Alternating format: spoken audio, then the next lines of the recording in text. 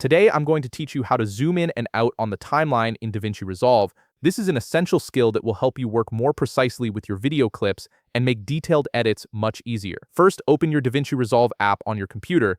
Once the application loads, you'll see the main interface with several options at the bottom of your screen.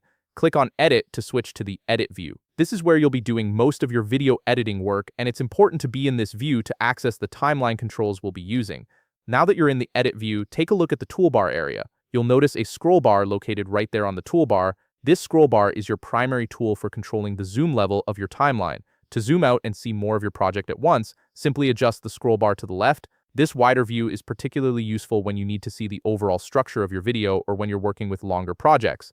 On the other hand, if you need to zoom in for more precision, adjust the scroll bar to the right.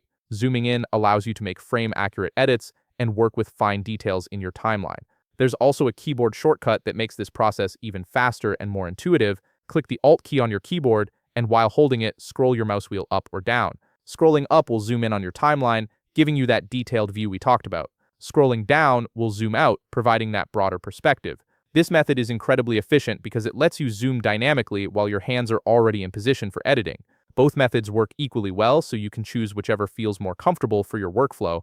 Many editors find themselves switching between both techniques depending on what they're doing at any given moment. And there you have it. You now know two effective ways to control your timeline. Zoom in DaVinci Resolve, giving you better control over your editing precision.